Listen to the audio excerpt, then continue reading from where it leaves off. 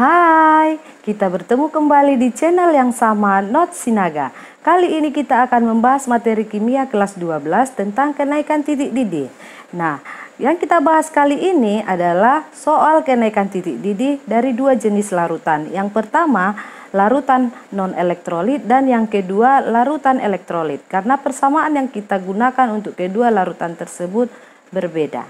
Baiklah, di sini telah tersedia dua soal, di mana soal yang pertama menunjukkan larutan non-elektrolit dan soal yang kedua menunjukkan larutan elektrolit.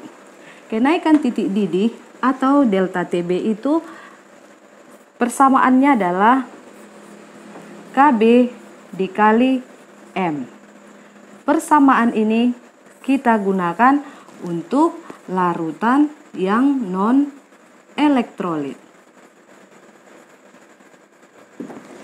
di mana delta TB itu adalah kenaikan titik didih, KB itu adalah tetapan kenaikan titik didih molal dari pelarut. Karena di sini pelarutnya adalah air, maka diketahui KB air. Sedangkan M adalah molalitas dari larutan. Kemudian delta TB sama dengan KB dikali M kali I. Nah, persamaan yang kedua ini kita gunakan untuk larutan elektrolit. Jadi ada yang membedakan keduanya, yaitu I. I itu sendiri adalah faktor Van Hoff yang bisa dicari dengan I sama dengan 1 ditambah N kurang 1 dikali alfa. Nah, N itu adalah mol dari ion pembentuk larutan elektrolit, sedangkan alfa adalah derajat ionisasinya. Derajat ionisasi untuk larutan elektrolit kuat sama dengan 1. Kemudian ada persamaan yang berhubungan dengan kenaikan titik didih ini, yaitu delta TB kenaikan titik didih sama dengan titik didih larutan dikurang titik didih pelarut. Nah, kita lihat soal yang pertama, titik didih 0,2 molal larutan gula adalah, berarti yang ditanya pada soal yang pertama ini adalah titik didih larutan. Maka dari persamaan ini kita bisa menentukan kalau TB larutan atau titik didih larutan itu sama dengan kenaikan titik didih delta TB kenaikan titik didih ditambah titik didih pelarut. Kita lihat di sini titik didih larutan sama dengan kenaikan titik didih ditambah titik didih pelarut. Nah, kita langsung saja menjawab soal nomor 1. Diketahui di soal nomor 1 yaitu nilai dari kemolalan 0,2 molal, kemudian KB sama dengan 0,52 derajat Celcius per molal. Lalu yang ditanya tadi adalah titik didih larutan sama dengan berapa. Kita akan menggunakan persamaan ini, delta TB larutan sama dengan TB larutan sama dengan delta TB ditambah TB pelarut. Berarti sebelumnya kita harus mencari apa? Delta TB. Kita gunakan yang untuk larutan non-elektrolit, yaitu delta TB sama dengan delta TB atau kenaikan titik didih sama dengan KB dikali M, yaitu 0,52 derajat Celcius per molal dikali 0,2 molal. Kita ketahui per molal dengan molal habis, maka delta TB atau kenaikan titik didihnya sama dengan, kita kalikan dulu 52 kali 2 sama dengan 104. Lalu kita hitung di belakang koma ada 1, 2, 3. Berarti delta TB atau kenaikan titik didihnya adalah 0,104 derajat Celcius. Namun yang ditanya adalah titik didih larutan.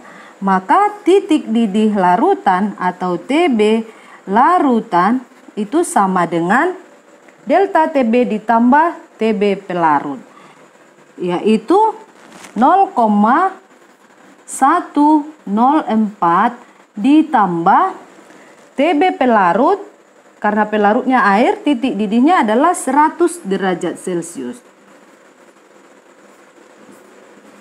Maka titik didih larutannya adalah 100,104 derajat Celcius. Ya.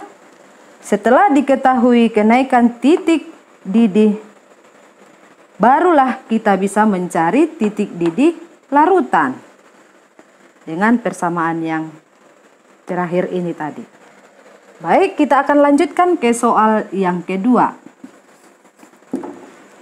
Di soal yang kedua diketahui 11,1 gram CaCl2 dilarutkan dalam 200 gram air dengan nilai Kb 0,52 derajat Celcius per molal, maka titik didih larutan yang dihasilkan adalah, tetap nanti yang kita cari adalah titik didih larutan. Tetapi persamaan yang kita pakai di sini adalah persamaan yang kedua ini, Kb kali M kali I. Nah, jadi kita tulis diketahui massa CaCl2 sama dengan 11,1 gram. Nah, di sini diketahui nilai AR, Cl, dan Ca, yaitu 35,5 gram per mol dan 40 gram per mol. Berarti untuk CaCl2, MR-nya itu adalah 40 ditambah 35,5 kali 2, 71. Berarti kita ketahuilah MR CaCl2 itu 71 tambah 40, 111 gram per mol. Kemudian Kb, diketahui Kb 0,52 derajat Celcius per molal.